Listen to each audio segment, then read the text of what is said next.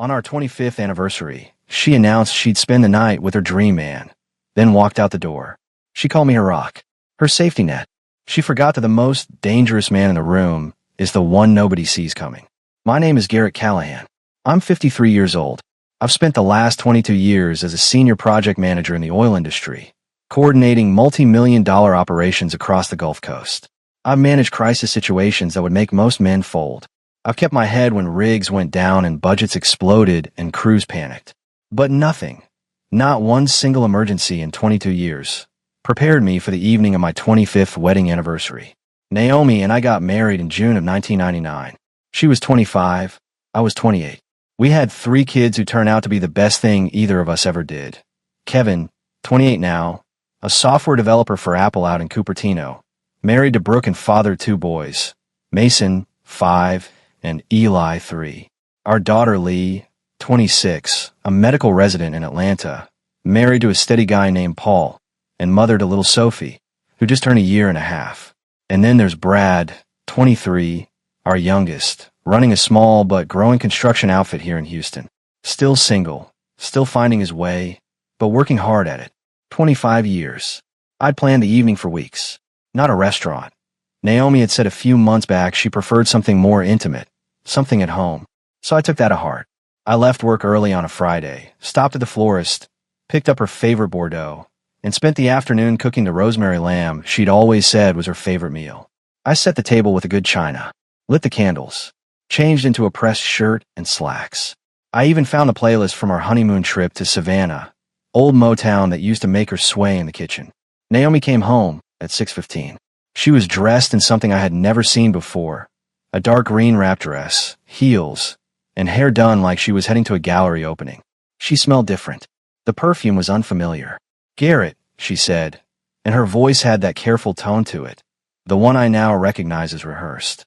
"This looks really nice." I kissed her cheek.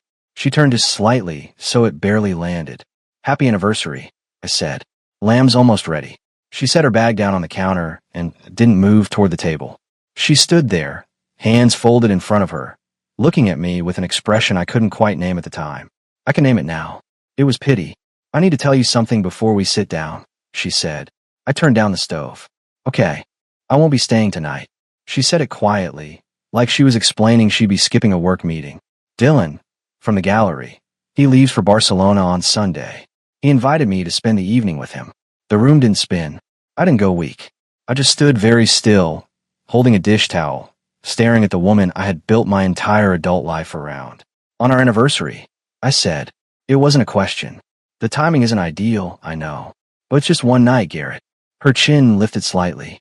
"He's my dream. He understands things about me that I've needed for a long time. I'll be back tomorrow morning, and we can celebrate then. You and I, we're solid. That's exactly why I can tell you this." I looked at her for a long moment. 25 years of marriage. 25 years of loyalty. Every project, every deployment, every missed birthday because of a rig crisis. All of it stacked up in my chest like something about to give way.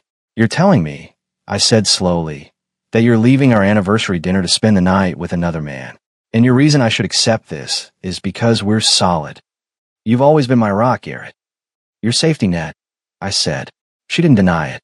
She picked up her bag, tucked a small note under the fruit bowl, Dylan's address, I found out later, kissed my cheek for the second time that evening, and walked out the door. The lamb finished cooking. The candles burned. The Motown playlist moved song to song in an empty kitchen. I stood there alone and made a decision, so quiet it barely made sound.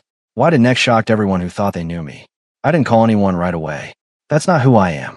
I've spent over 2 decades managing situations where panic is the enemy, where the first man to lose his head becomes the biggest problem in the room.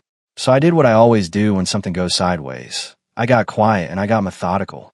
I turned off the stove, covered the lamb, blew out the candles one by one. Then I poured myself 2 fingers of bourbon, sat down at the kitchen table, and let the facts land. Naomi had walked out on our 25th anniversary to spend the night with a man named Dylan, someone from the art gallery, where she'd been working part-time for the past 2 years. She had dressed for him, perfumed herself for him, and she had told me about it with the calm confidence of a woman who had absolutely no doubt I would still be sitting in that chair when she came back. The bourbon burned slow. I didn't rush it. After about 20 minutes, my phone rang. My brother Ray, calling to wish us a happy anniversary, same as he did every year. I picked up. Happy 25, Garrett, he said. Did she like the lamb? She didn't stay, I said. A beat of silence. What do you mean she didn't stay? I told him. Straight. No dramatizing. Ray's not a man who needs things dressed up, and neither am I. By the time I finished, he was quiet in a way that told me he was choosing his words carefully. Garrett, he finally said, that woman has lost her mind. Maybe, I said, but I haven't lost mine. That's what matters right now. After we hung up, I did something I'm not entirely proud of, but I don't regret it either. 3 years ago, when Naomi got a new phone, I set up the automatic cloud backup as part of our shared family storage account. It was a practical thing: tax documents, family photos, shared calendars. She never paid much attention to how it worked. I opened my laptop and logged in. The photos loaded in reverse, chronological order. The most recent ones were from that afternoon. Naomi getting ready, mirror selfies in a dress she'd worn out the door. I kept scrolling, and there he was. Dylan, silver-haired, mid-50s, the kind of man who looks like he's always posing for something. The first photo of the two of them together was dated 4 months ago, a gallery event. Then another, closer each time.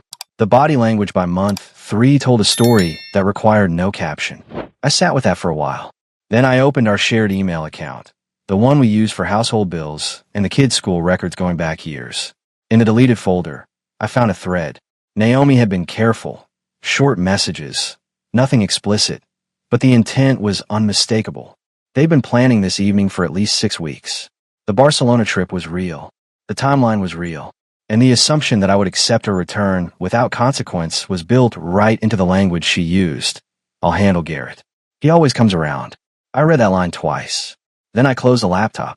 I went upstairs, changed out of my press shirt, and pulled on jeans and a work jacket. Then I drove across town to the office of Thomas Whitfield, my attorney and one of the few men I genuinely trust. I'd called ahead. He was still there. Thomas met me at the door with a look that said he already knew this wasn't a social call. He's known me for 18 years. He poured coffee without asking, sat across from his desk, and listened without interrupting while I laid out everything. The announcement, the photos, the emails, the 6-week premeditation. When I finished, he set down his mug. She planned it for your anniversary specifically? The Barcelona timing gave her a deadline, I said. The anniversary was just convenient. Thomas shook his head slowly. Garrett, I need to ask you directly. What are you looking to do here? Protect myself, I said. Not revenge. Not drama. I want to know exactly where I stand before she walks back through that door tomorrow morning. He nodded. Then the first call in the morning is to Patricia. We need a full picture of the finances before anything else moves. I drove home at midnight. The house was dark. The lamb was still on the stove. The anniversary candles had burned down to nothing in their holders. I didn't sleep much, but I didn't pace either. I sat at my desk and wrote 3 pages of notes in the legal pad I keep for work. Names, dates, amounts, observations. The same kind of documentation I'd used to manage a failing project. Because that's what this was now. A situation that required management. Clear thinking. No wasted motion. At some point before dawn, one thought settled in and stayed.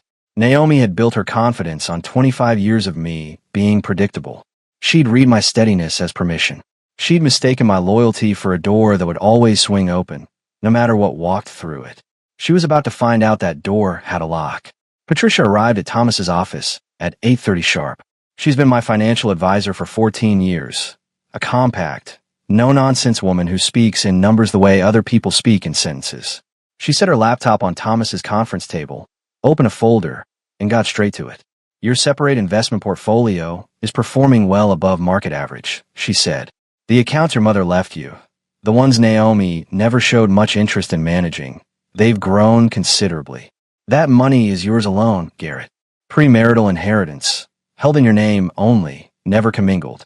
In a divorce proceeding, those funds are protected. Thomas nodded from across the table. The house is joint property, but Garrett has made roughly 72% of the mortgage payments from his personal accounts. That matters in asset division. I listened to both of them lay out the picture. It was steadier than I expected. 22 years of disciplined financial management had built something Naomi apparently hadn't fully mapped. There's one more thing, Patricia said, and her tone shifted slightly. She turned her laptop to face me. I ran a routine audit of the joint household accounts this morning. Over the past 26 months, there have been consistent transfers between $800 and $1,400 monthly to an account I don't recognize. Not a utility, not a subscription, an external account in Naomi's name alone. I leaned forward. How much total? Approximately $31,000. Thomas wrote something on his legal pad without looking up. I drove home from that meeting with a clearer head than I'd had in 12 hours. Naomi's car was in the driveway. I went in through the garage, walked past her in the living room without stopping, and went upstairs to change. She followed me to the bedroom doorway. We need to talk, Garrett. We will, I said. Not today. You can't just. I can, I said, and looked at her directly. And I am. I left the house 30 minutes later and drove to Kevin's. He and Brooke lived 20 minutes from us, a house they bought 2 years ago when Mason started school.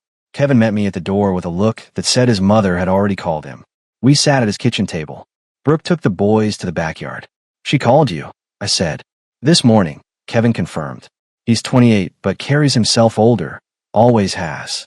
He runs mobile architecture for Apple's enterprise division and has a mind that cuts through noise fast.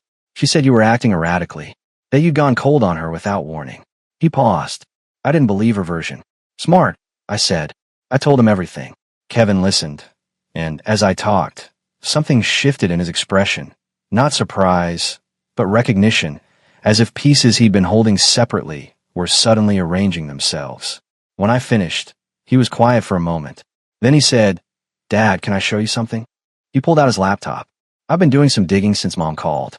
I'm not proud of how I did it, but I used some tools I have access to through work, metadata recovery, account activity log for shared family services. He turned the screen toward me. Mom consulted a divorce attorney. The appointment was 6 weeks before your anniversary. I stared at the screen. A calendar entry, pulled from a deleted sync on the shared family account. The name of a family law firm downtown, a 2-hour block on a Tuesday afternoon. She was planning to file first, Kevin said quietly. Before you knew anything, the silence in that kitchen was heavy enough to touch. The anniversary wasn't just a convenient night for Dylan's Barcelona trip, I said, half to myself. She needed a reason, something that would make her look like the one who'd been pushed away. Kevin nodded slowly. If she filed citing emotional distance or incompatibility, and you were still waiting at home with candles lit, that's a very different case than if you moved first. I sat with that for a long moment. Then I stood, put my hand on my son's shoulder, and said, You did right. Don't second guess it. He looked up at me. What are you going to do? Exactly what needs to be done, I said. And not one thing more. That afternoon my daughter Lee called from Atlanta. She'd heard from Brad, who'd heard from Naomi. Lee didn't lead with drama. She's a physician. She leads with assessment. Dad, she said, I've been watching Mom's patterns for about 2 years. The way she talks about that gallery, the way she references that man. I didn't want to say anything because I wasn't certain. But what she showed you last night, that's not an impulse. That's a personality pattern. She has never once, in my memory, considered how her actions land on the people closest to her until after the fact. Your brother thinks she was planning to file before I could, I said. A pause. Then, that doesn't surprise me, Dad. Not at all. I thanked her and hung up. Then I sat in my truck in Kevin's driveway for a few minutes, watching the oak trees move in the afternoon wind. 25 years. And the woman I'd built it all with had been running a parallel plan while I cooked lamb and set out the good china. I started the truck and pulled out of the driveway. I had 3 more calls to make before the day was done. Brad called me that evening. I was back at the house in my home office when my phone lit up with his name. Dad.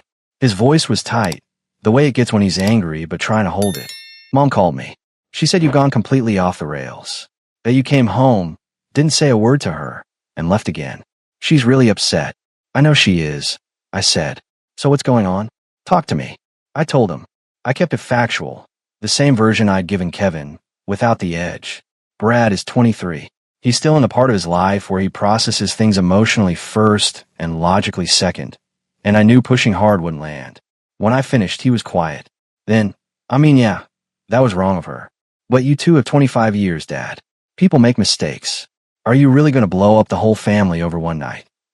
Brad, I said, this wasn't one night. It was 6 months in the making.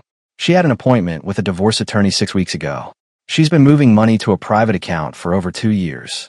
Another silence. Longer this time. I didn't know that, he said, and some of the edge left his voice. I know you didn't. That's why I'm telling you. I kept my tone even. I'm not asking you to take sides. I'm asking you to deal with facts, not the version of events you're being handed. He didn't say much after that. We ended the call without resolution, but without a fight either. The following morning, I packed a bag. I'd spoken with Thomas the evening before, and his advice was straightforward. Establish physical separation before any legal proceedings began. It was cleaner. It was clearer. It protected my position. I chose a furnished apartment in a high-rise downtown. Month-to-month lease, secure building, 15th floor with a view of the ship channel I'd always found grounding. I signed the lease that afternoon and made 2 trips with my car. Clothes, personal documents, the framed photo of Kevin and Brad at a Texans game from 2017, and one of Lee at her medical school graduation. I left Naomi a letter on the kitchen counter. I kept it short. Naomi, I moved out temporarily while we determine what comes next. The household accounts remain active. All bills will continue to be paid.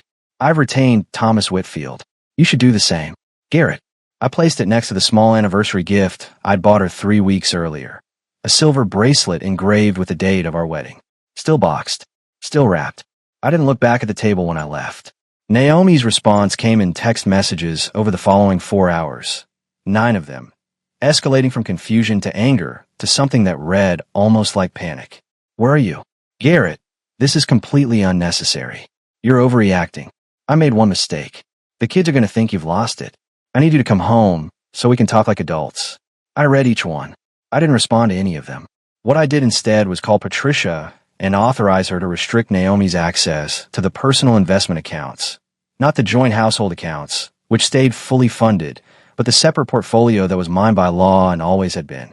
Naomi found out within 24 hours. Her 9th text message became a 10th. You had no right to touch those accounts. I showed it to Thomas the next morning. He read it, set the phone down, and said, she's rattled. Good. Rattled people make mistakes. Then came the message I hadn't expected. It arrived not from Naomi, but from Dylan. A text to my number, which Naomi had apparently shared with him. That read, Mr. Callahan, I think we should speak. I was told your arrangement was open. I had no intention of causing harm. I read it twice. Then I forwarded it directly to Thomas with one line. Add this to the file. I didn't respond to Dylan. That evening I stood on the balcony of my new apartment, 15 floors above the city. The air smelled like the refineries to the south. The same industrial smell that had been part of my professional life for over 2 decades. Familiar. Grounding. My phone buzzed with a call I'd been expecting. It was Thomas. Dylan texted you, he said. Naomi told him it was an open marriage. I know, I said. I forwarded you the message. Good. And Garrett. He paused. She didn't just plan this. She built a cover story for her partner too. This goes considerably deeper than one bad night. I looked out at the city lights reflecting on the water below. I know exactly how deep it goes, I said. That's why I moved first. Dylan's text sat in my forwarded emails like a small, quiet bomb. Thomas had added it to the file without comment, but when I sat across from him 2 days after moving into the apartment, he brought it up with the kind of measured tone that means something matters more than the words suggest. He reached out to you directly, Thomas said. That tells me he's worried. Men who feel clean about a situation don't reach out to the husband. He said he was told it was an open arrangement, I said. Which means Naomi told him you'd both agreed to something you never agreed to. Thomas tapped his pen against the legal pad. That's not just infidelity, Garrett. That's a fabricated narrative she sold to her partner. It changes the moral architecture of what she did considerably. I hadn't responded to Dylan's text. I had no intention of doing so. But 2 days later, my phone rang from a number I didn't recognize. And when I answered, the voice on the other end introduced himself in a clipped, careful tone. Mr. Callahan, this is Dylan Marsh. I apologize for the intrusion. I felt I owed you a direct conversation. I stepped out onto my apartment balcony and let him talk. He had come back from Barcelona 4 days early. He hadn't planned to call me, but something Naomi had said during a phone call that week had unsettled him enough that he'd started asking questions he should have asked months earlier. She had told him, he said, that our marriage had been a formality for years, that we lived essentially separate lives, that I had known about his existence and had quietly accepted it. I let him finish. Then I said, not one word of that is true. Naomi announced her plans to me on our anniversary evening. It was the first I knew of any of it. We had no arrangement of any kind. Silence on the line. Long enough that I could hear traffic somewhere on his end. She told me you were a safety net, he said finally. That you'd always been fine with things as long as the household kept running. She told you what she needed you to believe, so you'd go along with it, I said. Whatever you two decide from here is your business. But I want you to know exactly what foundation you've been standing on. Dylan hung up without another word. I stood on the balcony for a moment, looking out at the Houston skyline. Then I called Thomas and gave him the full account of the conversation. Document it in writing as soon as you hang up with me, he said immediately. Date, time, exact content of the exchange. Email it to yourself so it's time-stamped. This is useful. That same week, Naomi's attorney made contact with Thomas, a firm downtown, one of the more aggressive family law practices in the city. They submitted an initial proposal that suggested a 50-50 split of all marital assets, including the separate investment portfolio I'd inherited from my mother. Thomas called me after reading it. They're including the inheritance accounts, he said, which tells me either her attorney hasn't done their homework, or they're opening high to see how you respond. How do we respond? With documentation, he said. Every deposit, every source, every year it's been held in your name alone. Patricia has all of it. We'll bury the claim in paper before it gets within 10 feet of a courtroom. I authorized Thomas to proceed. Then I called Patricia, who had the full financial history packaged and ready inside 48 hours. The inheritance accounts had been in my name exclusively since my mother's passing 11 years ago. Never commingled. Never used for joint household expenses. The paper trail was clean. Naomi's attorney went quiet on that front. What Naomi didn't go quiet on was the family channel. She called Brad twice that week. Long calls from what Brad told me when he finally came by the apartment on a Thursday evening. He showed up unannounced, stood in my doorway with his hands in his jacket pockets, and said, "Can I come in?" We sat at my kitchen table the same way we used to sit at the one back home when he was a teenager and had something on his mind he didn't know how to start. "Mom told me you're trying to take everything," he said. "That you've cut her off financially and you're going after the gallery money." "The household accounts are fully active," I said. "She has access to everything she needs for daily life. What I've done is protect the assets that were mine before this marriage and will be mine after it. That's not taking. That's defending." Brad stared at the table. "She cried on the phone, Dad." "I know she did," I said. "Your mother is very effective when she needs something. That doesn't make her version of events accurate." I pushed my laptop across the table and showed him what Kevin had found.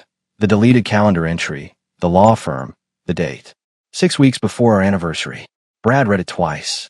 Then he sat back in his chair and rubbed his face with both hands. "She was going to file first," he said quietly. "And position herself as the wrong party," I said. Before I knew a single thing. Brad was quiet for a long time.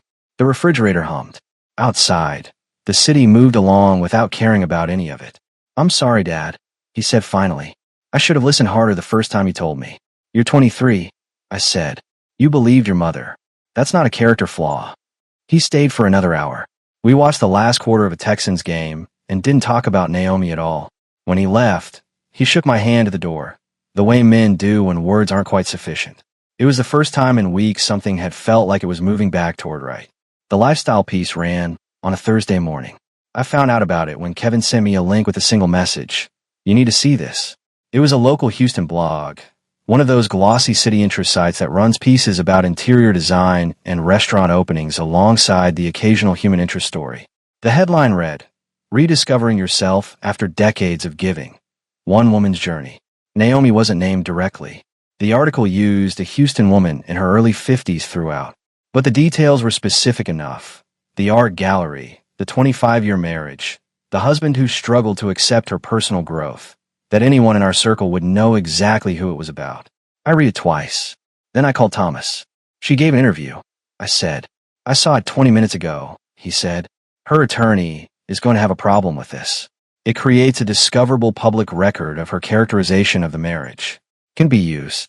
It's already in the file," Thomas said. "Keep reading it to the end." I did.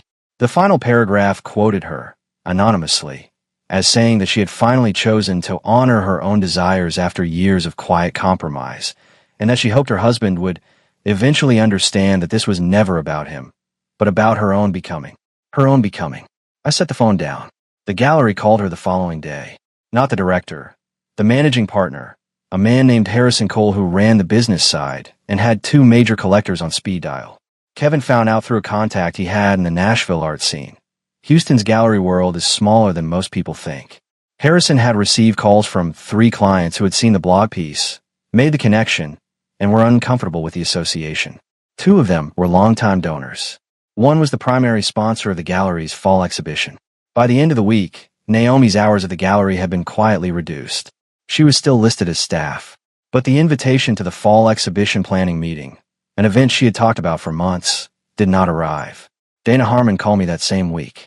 Naomi's closest friend, a woman I'd always liked well enough, though I'd suspected for some time that she'd known more than she let on. She asked if we could meet for coffee. I agreed, mostly out of curiosity. We sat at a corner table at a place near Rice Village. Dana looked tired and uncomfortable in equal measure. "I want to apologize, Garrett," she said, before I could say anything. "I knew about Dylan. I knew for about 4 months. She talked to me about him like it was just something that was happening, and I was supposed to be okay with hearing it." She wrapped her hands around her mug. I told her the timing was cruel. She said you'd understand, that you always understood, and you didn't push back harder than that. I said, "No." She had the decency not to make excuses for it. I didn't, and I should have. I should have told her directly that what she was doing was going to blow up her family. I chose the easier thing, which was to stay quiet and stay her friend. I looked at her for a moment. "I appreciate you saying it. What are you going to do?" she asked. "Finish what needs to be finished," I said, "with as little collateral damage as possible." Dana nodded slowly. "For what it's worth, and I know it's not worth much right now, most people who know you two know the truth. Her version isn't landing the way she thought it would." I thanked her and left. On the way back to my apartment, I stopped at Kevin's. Brooke answered the door with Mason clinging to her leg. Mason looked up at me with his grandfather's eyes, Callahan eyes, my mother used to say, and said, "Grandpa, are you coming to live with us?" I crouched down to his level. "Not today, buddy, but I'm close, and I'm not going anywhere." He seemed satisfied with that. He ran back inside, yelling something to his brother about a cartoon. Brooke watched him go, then looked at me. "He asks about you every day," she said quietly. I nodded. That one landed somewhere deep. Inside, Kevin and I sat in his kitchen while Brooke kept the boys occupied. He'd been watching the gallery situation develop and had a characteristically precise summary ready. "She burned her professional credibility to build a public narrative," he said. "And the narrative isn't even working. The people who know you aren't buying it. She underestimated what 25 years of showing up actually builds," I said. Kevin was quiet for a moment. Then he said, "Dad, is there any version of this where you two work it out?" I looked at my son, this steady, careful young man who'd been paying attention since he was old enough to understand what paying attention meant. "No," I said, "not because of the night itself, because of what the night revealed. You can forgive a mistake. You can't rebuild trust with someone who was engineering your exit while you were cooking dinner." Kevin nodded once. He didn't push. That was answer enough for both of us. I found the legal pad in the third box I unpacked, the one I'd grabbed from the bottom shelf of my home office closet without looking closely at the contents. It wasn't a diary exactly. I've never been the type, but I used to write in legal pads when I needed to think through something complicated, project timelines, financial models, occasionally something personal. This one was from 2016, 8 years ago. I sat on the edge of my apartment bed and read through it slowly. Most of it was work, rig schedules, a personnel issue I barely remembered, budget projections for a Gulf Coast expansion. But near the back, in the tighter handwriting I use when I'm tired, I found 2 pages that stopped me cold. September 14th, 2016. Naomi mentioned the gallery again tonight, the 3rd time this week. I told her it sounded like a good opportunity. She didn't seem to hear me. She was already looking at her phone. I've noticed lately that I finish conversations we never actually started. I should probably say something. I won't, because saying something means disrupting the balance, and the balance keeps everything moving. Is that wisdom or avoidance? I'm not sure anymore. I sat with that for a long time. 8 years ago, I had seen something clearly enough to write it down, and then I had filed it away and kept moving. That was the system. That was what I did. Keep the rig running. Keep the household funded. Keep the peace. Naomi had read that system fluently for 25 years. She'd known I would absorb without confronting. She'd built her exit strategy on that knowledge. I closed the legal pad and put it in my desk drawer, not to forget it, to remember exactly how clearly I'd once seen the truth and chosen comfort over clarity. That Thursday, I had my first appointment with a therapist named Dr. Elaine Marsh, a referral from Lee, who trusted her professionally. I almost canceled twice. Men my age, in my industry, don't typically walk into a therapist's office to talk about feelings. But I went because what I was carrying wasn't feeling anymore. It was data I needed to process correctly. Dr. Marsh was direct and unhurried. She listened to the summary I gave her the same way a good physician listens to symptoms, without filling in the blanks prematurely. When I finished, she said, "You've spent 25 years managing other people's comfort at the expense of naming your own experience. That's not weakness, but it created a dynamic that someone with different values was able to exploit." She knew I wouldn't push back hard enough, I said. She knew what you valued more than conflict, Dr. Marsh said. Stability, continuity, the appearance of a functioning partnership. She paused. The question now is what you value more than those things. I thought about that on the drive back to my apartment. The answer, when it arrived, was simple enough, myself. That evening, Kevin called to tell me a local lifestyle blog had quietly removed the piece Naomi had given. He didn't know why, whether it was legal pressure from Thomas's office or internal editorial second-guessing. It was gone either way. The gallery situation is worse for her, though, Kevin said. Harrison Cole apparently told her directly that the fall exhibition wouldn't include her in any client-facing role. She burned that bridge for a story that didn't even hold, I said. Yeah, Kevin said. People notice when the version someone's selling doesn't match what they've seen for 20 years. After we hung up, I made a cup of coffee, stood at the window, and watched the city for a while. Not thinking about Naomi, not running numbers, just standing there, in a space that was entirely mine, with a future that had not yet been written. For the first time since this began, that felt less like a loss and more like a starting point. The confrontation I hadn't been able to avoid came at Lee's request. She was in Houston for a medical conference and asked me to dinner. The three of us, she said. Her, me, and Naomi. Not to reconcile. To close a loop, she said, carefully, that had been left open too long. I agreed. Lee had earned that. We met at a quiet Italian place in Montrose. I arrived first, ordered water, and waited. Naomi came in looking composed in a way that required effort. I could see it in the set of her shoulders. She sat across from me without embracing me. We were past that. Lee arrived 2 minutes later, still in her conference lanyard, and sat between us like a referee who hadn't asked for the assignment. For the first 20 minutes, the conversation stayed surface level. Lee's conference, the kids, Mason's new school year. Then Lee set down her fork and said, quietly but firmly, I asked you both here because I needed to say some things with both of you present. She looked at her mother first. Mom, I love you. But I've been watching your behavior patterns for 2 years, and what you did to Dad, the planning, the attorney visit, the financial transfers, that wasn't a crisis. That was a choice. Repeated choices, over a long time. Her voice didn't waver. You treated Dad like a structure to live inside, not a person to consider. And I need you to hear me say that directly. Naomi's jaw tightened. Lee, you don't have the full picture. I have enough of it, Lee said. I'm a physician. I read patterns. I know what I've seen. Then she turned to me. And Dad, I need you to know that whatever comes next, Kevin and Brad and I are standing with you. Not against Mom. With you. I nodded once. That was sufficient. Naomi turned to me then, and something in her expression shifted, the composure thinning at the edges.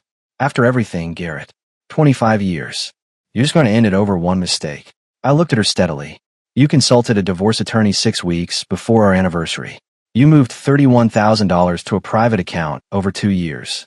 You told your partner we had an open arrangement that never existed. I kept my voice level and clear. That's not one mistake. That's a sustained decision to deceive someone who trusted you completely. The only thing I did wrong was trust you longer than the evidence warranted. Naomi's eyes went bright. You make it sound so cold. It was cold, I said. What you built was cold. I'm just describing it accurately. The table was quiet for a moment. Lee looked at her plate. Outside, the restaurant moved around us. Ordinary Tuesday night life. The divorce filing goes in next week, I said. Thomas will handle everything through proper channels. You'll be treated fairly. But this marriage is finished. Naomi said nothing for a long moment. Then, quietly, I never thought you'd actually leave. I know, I said. That was the miscalculation. I paid the bill. I hugged Lee at the door and told her I was proud of her, for the conference, for the medicine, for the clarity she'd shown tonight. She held on a beat longer than usual. Driving back to my apartment, I felt no anger, no grief, just the steady, clean clarity of a man who had finally said exactly what needed to be said, to exactly the people who needed to hear it. The door was closed. The lock was set.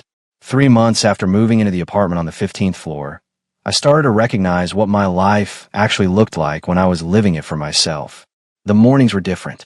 I woke without the low-grade tension that I'd carried so long I'd stopped noticing it. The subtle recalibration of mood that comes from sharing a house with someone who has stopped seeing you clearly. Coffee on the balcony. The ship channel visible in the early light. The day ahead belonging entirely to me. Thomas had connected me with a volunteer financial literacy program at a community center in Midtown, a referral through a colleague who ran the board. I started going on Tuesday evenings. The participants were mostly retirees and recently widowed men and women trying to navigate accounts and investments their spouses had always managed. The work was immediate and tangible in a way that 22 years of corporate project management rarely was. I was sitting across a table from a 70-year-old woman named Ruth who'd just discovered her late husband's pension had a survivor benefit she hadn't known existed, and watching the anxiety leave her face in real time. That mattered. I hadn't realized how much I'd needed something that mattered in that specific way. I met Helen at the third session. She was a retired high school English teacher from Katy, sharp, direct, with a dry humor that surfaced at unexpected moments. We ended up talking for 40 minutes after the session ended, about everything from Houston traffic to what it meant to rebuild a life after 60. She had lost her husband to a long illness 4 years earlier, and she carried it without performing it, which I respected. "You seem like a man who's figuring something out," she said, on our second Tuesday. "Actively," I said. She smiled. "That's a better position than most." The divorce proceedings moved with the efficiency Thomas had promised. Naomi's attorney had retreated from the aggressive opening position once Patricia's documentation dismantled the inheritance account claim entirely. The settlement negotiations were businesslike, not without friction, but without the prolonged warfare some divorces become. The house would be sold. The proceeds split according to a formula Thomas had negotiated that reflected my documented mortgage contributions. The joint accounts were divided cleanly.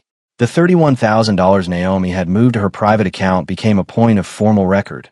Her attorney didn't contest it, which told me they'd advised her against a fight she couldn't win. Brad helped me move my remaining things from the house on a Saturday in early October. We worked steadily and without much conversation, carrying boxes to a storage unit I'd rented, leaving behind what was hers or jointly held. At one point, Brad picked up the framed photo of the two of us at Texans game, the one I'd already taken to the apartment, and looked at it for a moment before setting it back in the box. "I'm sorry I didn't listen the first time," he said. "You did eventually," I said. "That's what counts." He nodded and kept working. That was enough. Kevin called that evening. "How did the move go?" "Clean," I said. "Straightforward." "Good." A pause. "Mason keeps asking when you're coming to watch him play soccer." "This weekend," I said. "Tell him I'll be there for every game this season." I heard Mason shout something in the background, loud and unintelligible and entirely joyful, and Kevin laughed.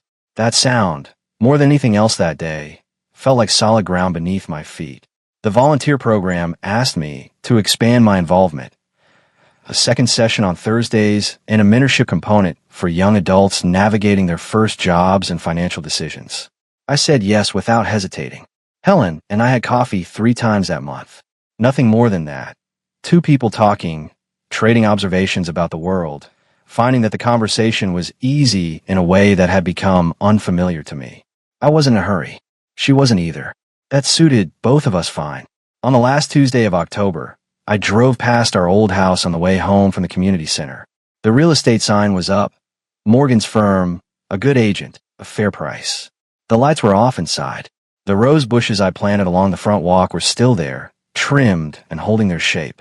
I didn't stop. I didn't need to. I drove back to my apartment, made coffee, and stood at the window for a while. The city was steady below me, lit and moving and entirely indifferent to one man's reckoning. But somewhere out there, Mason and Eli were asleep in their beds. Sophie was a year and a half old and learning to run. Brad was building something of his own. Kevin and Lee were showing up for their lives with more clarity than people twice their age. That was the inheritance I'd actually built. not accounts or property. These 3 people, and the small ones they were raising. I opened the volunteer program's scheduling app and blocked out every Tuesday and Thursday for the next 4 months. Then I poured the coffee, sat down at my desk, and started on what came next.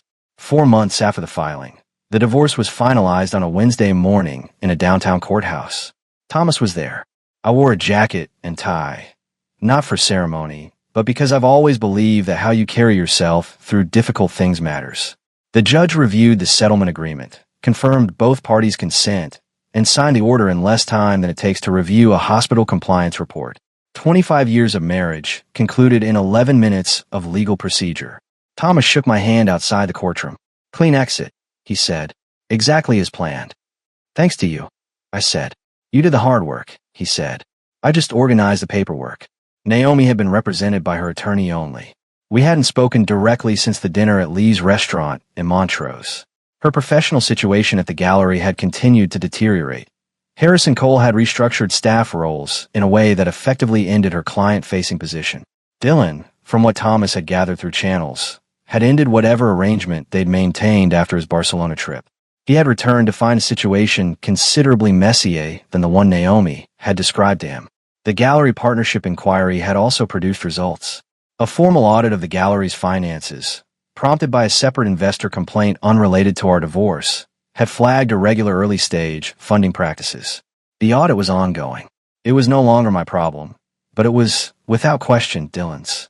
What Naomi was left with was the settlement proceeds from the house sale, her own retirement accounts, and a part-time position at a smaller gallery on the west side of the city. She had not spoken to the press again. The lifestyle blog had never republished the removed piece. I heard from Dana Harmon that Naomi had started seeing a therapist. I hope she kept going. Not out of warmth exactly, but because a person who had operated the way she had for 25 years needed someone to help them understand why. That wasn't my job anymore. Brad called me the morning the divorce was finalized. He didn't know the exact date. I hadn't told the kids when to expect it. He called about a construction contract he was bidding on and needed advice about the bonding requirements. We talked through the numbers for 20 minutes. Before he hung up, he said, "Hey, Dad, are you good?" "Yeah," I said. "I'm good." "Okay." A pause. "I've got tickets to the Texans game next Sunday. You in?" "I'm in," I said. Kevin texted that same evening. A photo of Mason in his soccer uniform, mud on his knees, holding up 2 fingers for the 2 goals he'd scored that afternoon. No caption. None was needed. Lee called from Atlanta. "It's done," she asked. "It's done," I said. "Good," she said simply. Then, "You coming to Atlanta for Thanksgiving?" "Wouldn't miss it," I said. Helen and I had dinner that Friday. A real dinner, at a restaurant she'd chosen, where we talked for 3 hours and closed the place down without noticing. She was easy to be around in the way that only certain people are, present, unhurried, comfortable with silence when it arrived.